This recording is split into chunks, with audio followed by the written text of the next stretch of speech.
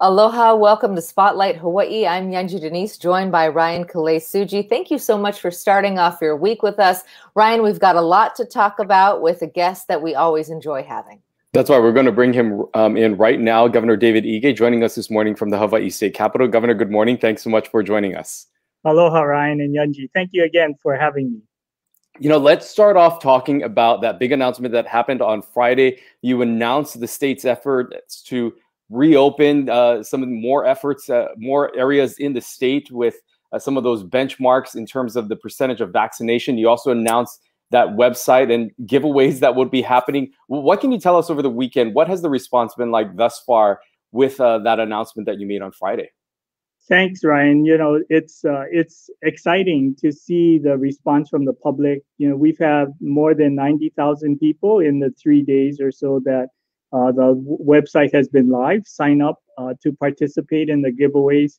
And we are getting more businesses who are calling, who are volunteering a wide variety of prizes that those who are vaccinated can enter. You know, a year's worth of food from Zippy's. You know, Hawaiian Airlines is offering Hawaiian miles. You know, Alaska Airlines is offering round trips for two. There's just so many businesses really stepping to the challenge to create incentives to get people vaccinated. We're roughly at around 52% right now, probably a little higher since that was the number on Friday. But when do you think we'll hit those thresholds, the 60% and then 70% that you've laid out as the benchmarks? You know, Yunji, it's really hard to predict. We have seen a reduction in the number of vaccinations that occurs over the last 2 weeks. And that's one of the reasons, you know, we've been working on this incentive program for a while, really targeted to launch during June. But we did see a significant decline in those getting vaccinated over the last 2 weeks. So, you know, we're hoping to see an increase. We are projecting, if we maintain the pace of vaccinations, that we would be at around 55% fully vaccinated. And that's why, as we announced on Friday, we are dropping the inter-county travel restrictions so that people can move throughout the state freely and not be subject to pre-travel testing or quarantine. And as we had announced, you know, relaxation of restrictions when we hit 60%, and then doing away with safe travels and allowing people to travel freely when we hit 70%. So, you know, we will probably have better numbers in the next few days to see what an impact it's had on getting people vaccinated. You know, for some reason, if the state isn't able to reach those milestones of, say, we get to 60, but we don't get to that 70%, and things stay that threshold between those two numbers for some time, would you be open to reconsidering some of that benchmarks in order to allow some flexibility to maybe make an adjustment, even if the state does not get to that benchmark of 70%? Yes, Ryan. You know, we're constantly monitoring the number of new cases, hospital capacity, number in the ICUs, as well as those on ventilators. And we will continue to monitor those. If, in fact, we see a significant reduction in the new case counts, then, you know, that's what we're really looking at. You know, people have challenged us to at least set a goal of what it would mean if we got a lot of our community vaccinated. So we've been talking with the healthcare professionals, trying to think about what would be reasonable targets to set, and where we hope to see reducing case counts because more people are vaccinated. You know, there's a carrot and a stick approach here. Obviously, the the contests, if you will, is the carrot, but the stick would be vaccine mandates. Are you at all looking at vaccine mandates for state employees? You know, we talked about this briefly with the lieutenant governor, and he had some concerns about prison guards, for instance, who are front facing, but, you know, we're seeing these outbreaks in the prison, and some of them might be, you know, it could be prisoners, that could be the source, it could be prison guards, it wasn't clear. But the point is that there are state employees who are front facing. Do you think that some of those folks should have to have a vaccine in order to work?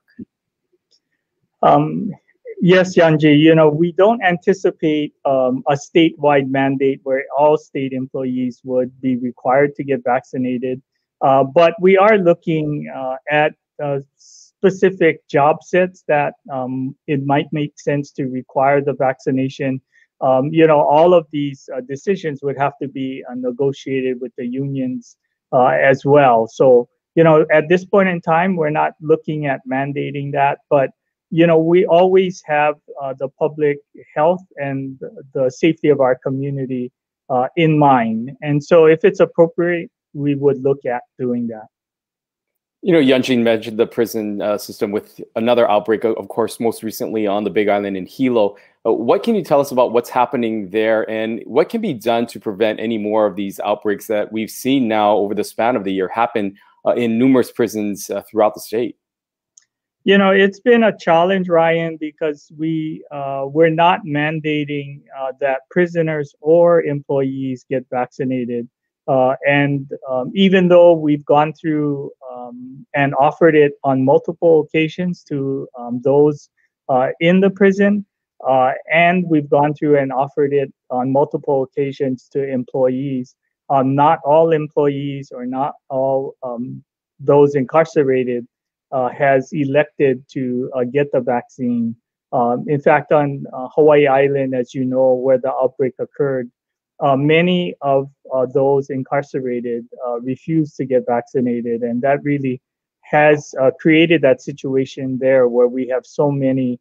And as you know, the jail is just so overcrowded. There's no way to isolate those who are infected from those who are not. And we're doing our best. We're trying to reduce the population in that facility. We're trying to move those who are COVID-free out of the facility if we have space at Halava or in other facilities. But it's just hard because the numbers are just too high for that facility to really keep them separated. I want to go back to the vaccine mandate question for state workers. What sectors are you looking at? Where do you think it would be appropriate to consider having that as a condition of work? You know, we would be looking at it in those kinds of situations where, you know, it could apply to those who work in a hospital, for example, where, you know, normally people who are sick are there. And clearly the employees may have a bigger exposure to those who may be sick and coming into the facility carrying the virus. So it would be that kind of situation, Yanji, where the employees may have an exposure to COVID or being infected, that it would make sense to require them. Or if they are interacting with the public in a way that could expose those in the public. It's those kinds of situations that we would be evaluating on a case-by-case basis to determine whether it would warrant us. And remember, we're not going to mandate a vaccine until it gets full approval for use by the FDA. So none of the vaccines are at that point.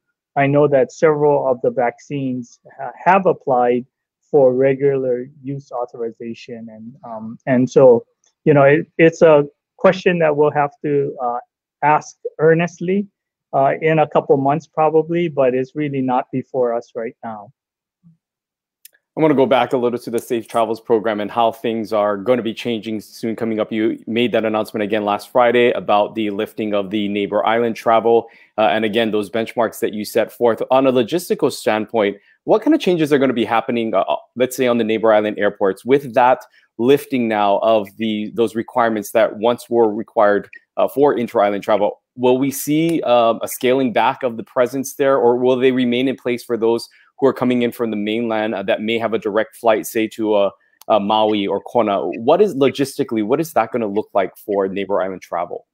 Yeah, so Ryan, we have like two separate crews at the airports. One is really focused on the trans-Pacific travelers coming in from North America, and the other is looking at inter-island. So all of those employees who are involved with the inter-island would be going away. So, on June 15th, we wouldn't be doing any screening of inter-island. So that would reduce those numbers. All the people involved with the Trans-Pacific flights would continue. And as you may be aware, most of the domestic airlines are adding flights as we speak. There's a significant increase in the number of flights coming from North America into Hawaii, a 10 to 20% increase in total seats. And so, the airports will continue to be busy because of that. We have been able to complete the Safe Travels program to validate those vaccinated in Hawaii automatically. And so that as people are entering their information and data into the Safe Travels program, it actually is validating against the state database. We do believe that that'll be helpful if of those vaccinated Hawaii travel to the mainland, and then they would be able to validate that they are vaccinated and would not have to take a pre-travel test and would not be subject to quarantine when they return to the state. So I think that should minimize the impact for local residents or those vaccinated here to travel to the mainland and come back. I'm curious to know how you decided, and I'm expecting that Dr. Char had a lot to do with that, but that 70% threshold to just get rid of safe travels altogether, I think a lot of local folks feel more comfortable given that we are seeing this rush of tourists coming in now, and that Hawaii is becoming just increasingly such a popular destination. Why get rid of it altogether at that 70% threshold? Why not continue to have some kind of vaccine verification or testing, at least for folks who are coming from areas that have much lower rates of vaccination? So, Yunji, we've always said that it's about balancing and protecting the public health, but really getting all of our residents back to be financially healthy as well, getting people back to work.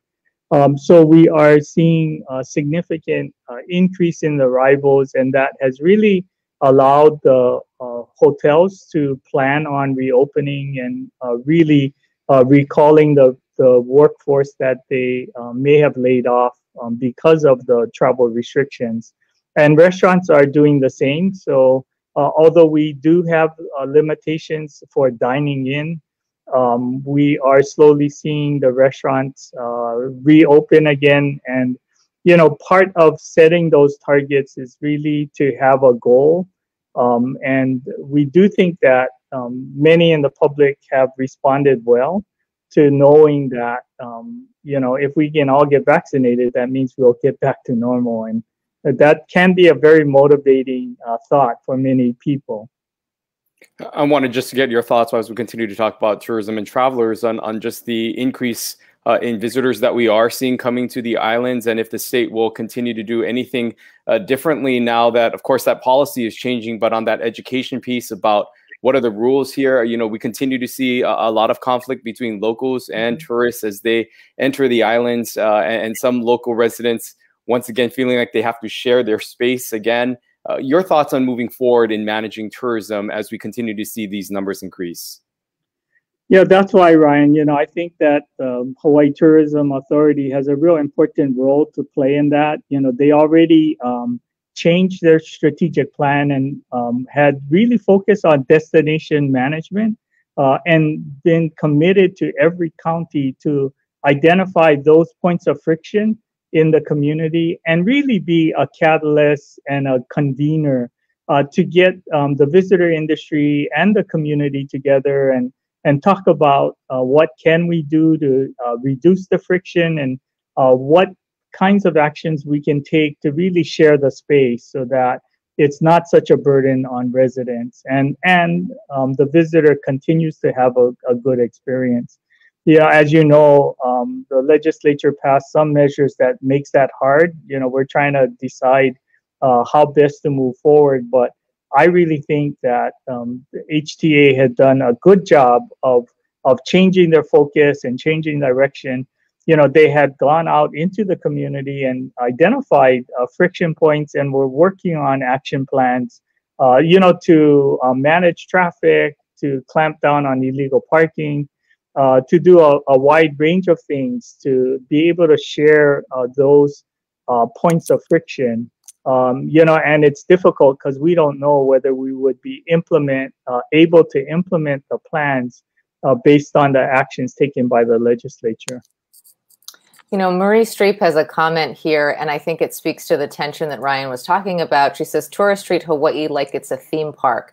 And I think that there is this growing resentment. There was a survey, I believe a week or two ago, asking folks if they think we should limit the amount of visitors we actually allow into the state. I don't know the logistics of that or how that would even be possible, but should the state be making efforts to limit the number of tourists that are coming here, and balancing that, of course, with our unemployment situation and our financial needs. But, we had talked about, even on this program, maybe doing more ticket systems, or, like what they have at Haleakala with watching the sunrise. Is that something that you support? Should there be, a certain number of tickets for the beach, if you will? I'm not sure how logistically that would play out, but are you looking at things like that? Absolutely, Angie. One of the things that we did learn, especially with our experience at Haena on the North Shore of Kauai, is that we can deliver a better experience for residents and visitors alike if we are willing to manage the numbers attending these locations. That's one of the things that HTA is working on, kind of a ticketing or some way to schedule. Part of that is really scheduling the numbers that are going there, trying to manage traffic, because that really impacts the community, setting up no parking or parking fees, and really limiting the time that someone can park in a location. And that really helps churn more people through the different locations and activities. And I think that is all something that we are looking to expand into all of those areas that have too many visitors and residents to be comfortable for both of them to coexist. I think that Kauai has shown us that it can work in a win-win situation, and we are working to expand that to other locations as quickly as we can. But as I said, we're challenged because funding for HTA is in jeopardy, and we're trying to figure out what's the best way forward. Well, one of the thoughts of the legislature thought might be the best way forward is to make the travelers have to pay more in order to experience Hawaii. And we saw a number of bills that passed recently that are on your desk right now. Of course, changes to the TAT and the way that is managed, as well as potential rising in the hotel tax. Wanted to get your thoughts on the legislature's position in this, in making these changes and allowing the counties to determine how much they're going to tax, and the impact that may have to tourism overall. I'm very concerned, Ryan, because it's two things, right? I mean, one, the hospitality industry, hotels, the visitor industry formally has really had a tough time over the last 18 months, and they've struggled, and they've really been impacted by the quarantine and the restrictions on travel. So it's really not the greatest time to be increasing taxes in that sector. We really want to get them back on their feet. So, that's one perspective. The other part of that is that it does make it very expensive compared to other jurisdictions. We would go to amongst the highest hotel room tax in the country again. And, Hawaii already has higher than average amongst the highest room rates in the country, and that would just go a lot further to making Hawaii just a more expensive place. And the third part of that I don't like is that it really drives people away from permitted and authorized hotels and into illegal vacation rentals. You know, the vacation rentals may or may not be assessing the taxes. It would create the price difference between vacation rentals and hotels increasingly broader. And it really does allow for, it makes it a lot more difficult to manage the visitors that we're trying to attract. You know, the illegal vacation rentals means it's essentially unlimited hotel rooms in our community. And I really do think that that's not a good situation for residents and visitors as alike. I want to ask you about unemployment benefits. Ann Pereira Eustaquio was on here not too long ago. She said that weekly you guys discuss, she and you discuss whether you want to get rid of that federal $300 plus up. What are your thoughts about that? I know governors in other states have gotten rid of that added unemployment benefit to try to push people back into the labor force, if you will. But that money flowing in also is a benefit to the people who obviously need it very badly, and to the state overall, because it's just money flowing into our communities. So what's your thinking on that right now? Yeah, right now, Yanji, you know, we did reinstate the looking for work requirement, and people are now having to, you know, pursue 3 opportunities for work every single week. In addition to that, we've been really working with the employers and asking them to let us know if they make a job offer that's declined, to report that back to us so we can keep track of it, so we can see how much of an impact we're getting, and we can go to those who are continuing to claim unemployment and tell them, you know, these people are offering jobs and you really ought to be looking in those areas. So, you know, Yanji, as you had said, it's almost the carrot and the stick kind of discussion that we're having. We certainly would want to encourage people, and we want willing and able workers to be able to find employment with the many businesses that are looking to hire people. And if we don't see progress in getting people back to work or finding the workers that our businesses need, then we would look at the $300 plus up and seeing whether it makes sense for us to eliminate it or change it in any specific way. Another guest that we had on the show a few weeks back was U.S. President David Lassner, who talked about some of the budget concerns that he has. He said one of the unexpected things that happened during this legislative session was they saw a large portion of their budget, the University of Hawaii's budget, being cut by the legislature that they did not anticipate. He went on to say how UH is actually a major economic driver as part of the overall state economy, bigger than tourism and all the benefits that it provides. And he was worried about some of those significant cuts that were proposed by the legislature that they did not have the opportunity to talk about because it was done at the end of the legislative session behind closed doors. Do you have any thoughts on that? I mean, we know that you can't add money to the state budget, but is there any way that he said he would be working and trying to talk with you to see if there was ways to restore some of the funding that the legislature is proposing to cut to the overall University of Hawaii budget? You know, we are talking a lot, Ryan. Obviously, some of those measures are, we're talking about whether we should veto or not. And, you know, there were a couple of bills that significantly impacted the university financially that, you know, we are looking at whether we would be vetoing those measures, and that might help a little.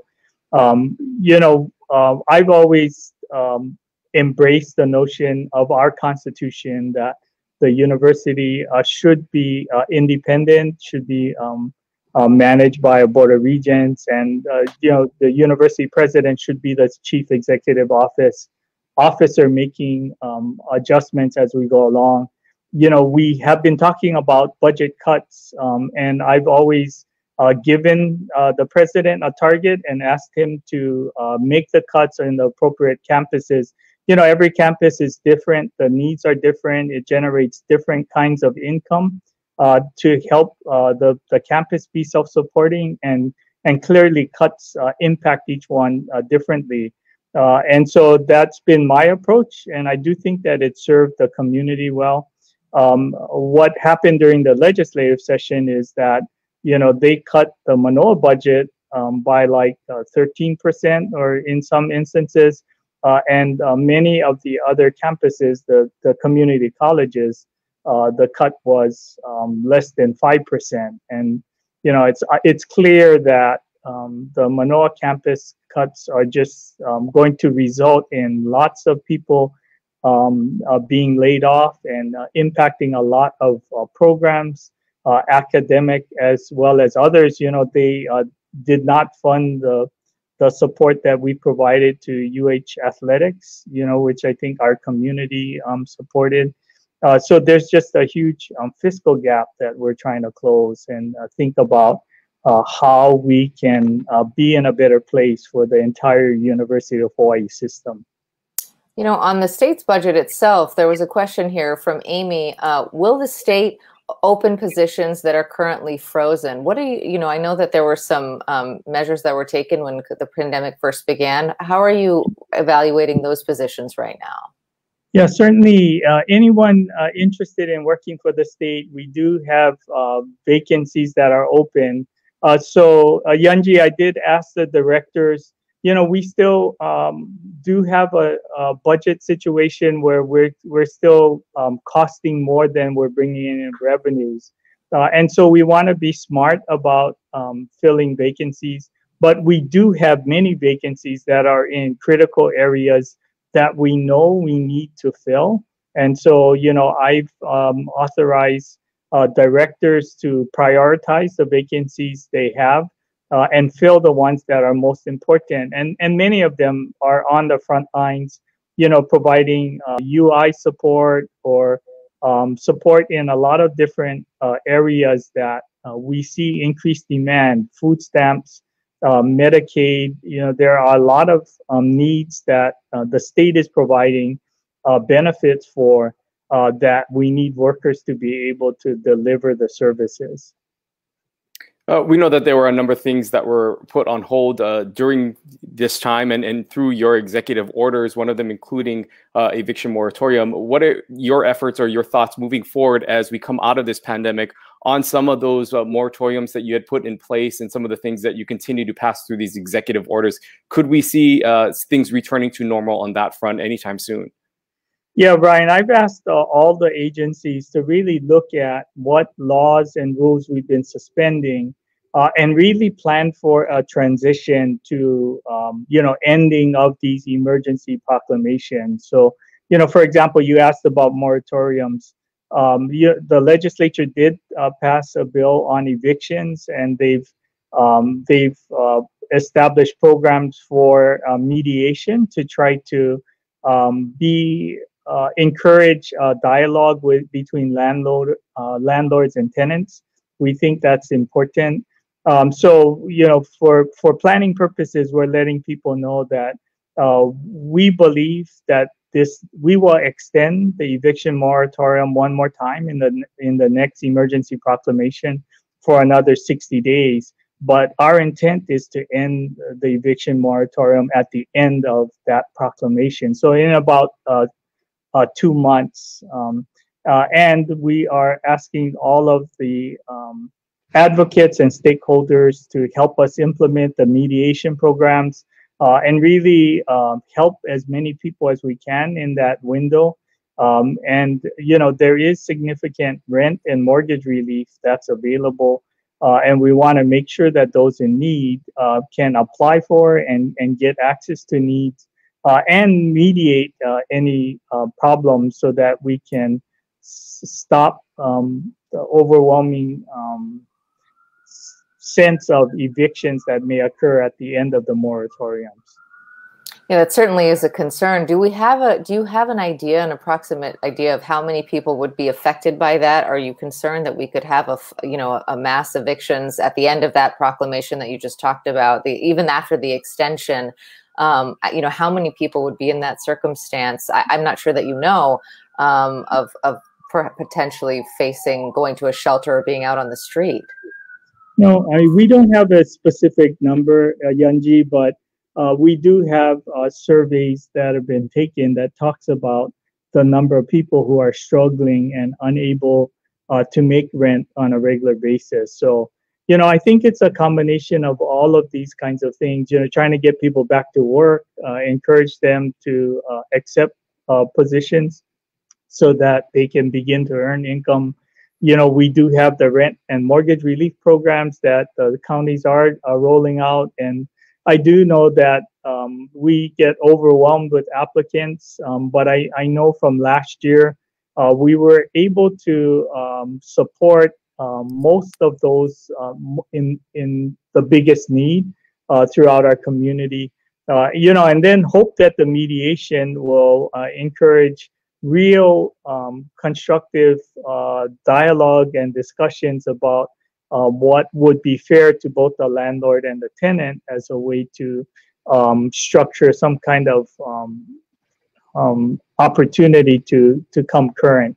I think that all of those things, will help us, and hopefully we won't see just a huge increase in those who are evicted or become homeless. Well, unfortunately, our time is up. We've already gotten through a lot of questions. I know we could have probably asked a lot more, but we want to respect our time here. But also give you an opportunity, any final words that you have here as we start this week and enter maybe this next chapter as we head into this continued battle with COVID-19. But your final words for our viewers here this morning. Yeah, thanks, Ryan and Yunji. Thank you again for giving me this opportunity. But I just want to encourage everyone in the public to get vaccinated. If you haven't gotten vaccinated yet, please do so. And you should talk to your friends, your coworkers, your neighbors. And if they haven't been vaccinated, offer to answer questions that they might have. Visit the Hi Got Vaccinated website. We have lots of links to answer all of the questions that you might have. The vaccines are safe and effective. It really does significantly reduce the risk of getting seriously sick with COVID if you get vaccinated. And the best way forward and the best way back to the normal is really getting all in our community vaccinated. So just really want to thank you and Yunji for giving me this opportunity. Want to thank the people of Hawaii who really have come together as a community to keep each other healthy and safe. And I really appreciate everyone helping to get everybody vaccinated. Aloha. All right, Governor Ige, thanks so much for joining us. And we look forward to our next conversation in a few weeks. Mahalo. Mahalo. Thank you so much. Well, always great to hear from the governor, and some news there at the end that he said that he will be extending the eviction moratorium for 60 days in his next proclamation. I'm sure a lot of tenants feel some relief on that as they try to stand up these programs to have mediation so that people can come to a resolution with their landlords, try to make their landlords whole on those payments. He did reference a number of state and city programs that are out there to get that done. So if you need help on that, there are resources. You can go to the state agencies' websites to find those. And please do start to engage in those because that 60 days does run out relatively soon. Yeah, and that, of course, is something that we know that at points the governor has been criticized over is his use of the executive orders and the fact that he continues to put them out. There has been members of the legislature that have tried to find ways to prevent him from doing that, but him going on to say that he will continue to at least extend that certain piece of the executive order for the next 60 days. Moving forward. Also getting some updates from the website that was launched on Friday saying that over 90,000 people have already signed up for some of those giveaways that were announced for those who have received the vaccination shots. And really the state doing this in an effort to get those who have not reached or who have not gotten, I should say, the vaccine yet, hoping that this entices them to do so, in saying that they have seen a downward tick in the amount of people that are going out there, but hopeful that Hawaii can reach that 60 percentile to reach that next benchmark, if you will, in the Safe Travels program and what would be lifted for those trying to come into Hawaii. That's right. And eventually getting to 70% and to a point where we may not need to wear masks indoors anymore and that people can travel freely to and from the continent. If you haven't gone to that website, it's super easy. I did it over the weekend, registered everyone in my household who'd gotten vaccinated. So we're hoping for those Hawaiian Airlines miles. But really, I mean, Can you imagine, Ryan, free Zippies for a whole year? Yeah. Some great prizes out there. And he did also say that there are more retailers that have contacted his office. So there will be more prizes announced that will be added to the lottery soon. So that is exciting news there. He talked about the idea of vaccine mandates. It's not something that the state is going to touch, of course, until the FDA grants full approval to one or more of those vaccines. But it is something that he said could be on the table in the coming months if they don't get to the levels that they need, especially for those front-facing state employees. Yeah, and it looks like we could see a number of vetoes that could be coming from the governor's office when that deadline for vetoes needs to be announced. And so we will continue to pay attention to that. Him saying that he does not necessarily agree with some of the changes that were made to the structure of the Hawaii Tourism Authority by the legislature, as well as through the way in which the state is proposing to change some of the TAT restrictions and the taxes that go to those who visit the islands. Him also talking about the University of Hawaii and their budget woes that came out after the legislature cut funding to some specific programs and campuses. So we'll see a lot to unpack here from this show, and always great to have the governor on. We'll have him again in a few weeks to get more updates as we continue to move forward through this time of COVID-19. That's right. We are going to be talking on Wednesday with General Ken Hara from HAIMA. He, of course, has been spearheading the state's response to COVID as well. And so we'll get his perspective on all of this. And then on Friday, we're going to be talking more about tourism and with industry experts. That's right. We're going to be talking to Movie Hanneman as well as Kelly Sanders from Highgate Properties to get their thoughts about what they're seeing in the tourism industry. And again, talk more about some of those proposed cuts to the Hawaii Tourism Authority and the impact that may have on the industry as a whole. So a lot to get through. Again, we thank you all for tuning in and being a part of this conversation. We'll see you back here on Wednesday at 10:30 for another edition of Spotlight Hawaii. Until then, take care and aloha. Aloha.